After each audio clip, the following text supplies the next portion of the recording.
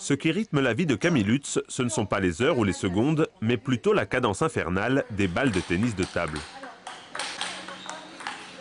Depuis 4 ans au Pôle Espoir de Haguenau, elle alterne les cours et 18 heures de pratique sportive par semaine.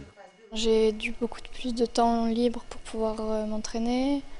Les horaires sont aménagés, donc je peux plus m'entraîner. Et donc là, l'après-midi, c'est le tennis de table, c'est la partie que tu préfères? Oui.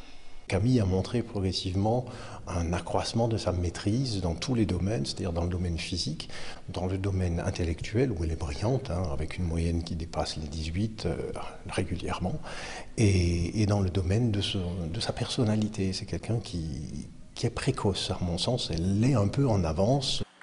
À 12 ans, c'est avec sa raquette à la main que la pongiste s'exprime pleinement, sous le regard de son entraîneur qui veille sur elle comme sur la prunelle de ses yeux.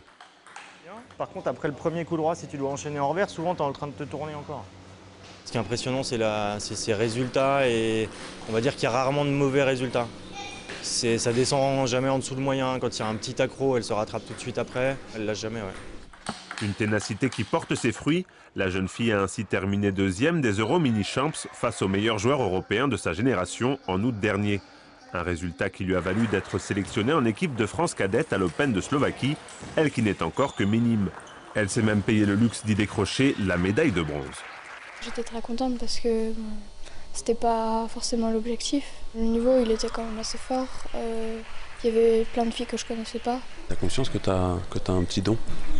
Un peu, oui. Comment tu te vois dans quelques années? J'espère plus haut encore.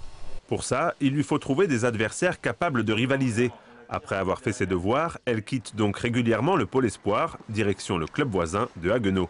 Comme en championnat le week-end avec son club de Schiltigheim, elle y affronte des adultes.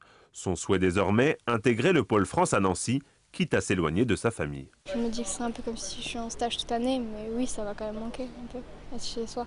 Ça lui plaît, donc va falloir que je m'y fasse, même si ça va pas être facile pour moi. Moi, j'ai besoin du contact encore. C'est ça notre vie, c'est soutenir Camille, soutenir ses choix et être là quand elle a besoin de nous. Si elle y pense aujourd'hui, pas sûr que la jeune fille arrive à faire de sa passion son métier. À l'observer, on se dit pourtant qu'on n'a pas fini d'entendre parler de Camille Lutz au plus haut niveau du tennis de table.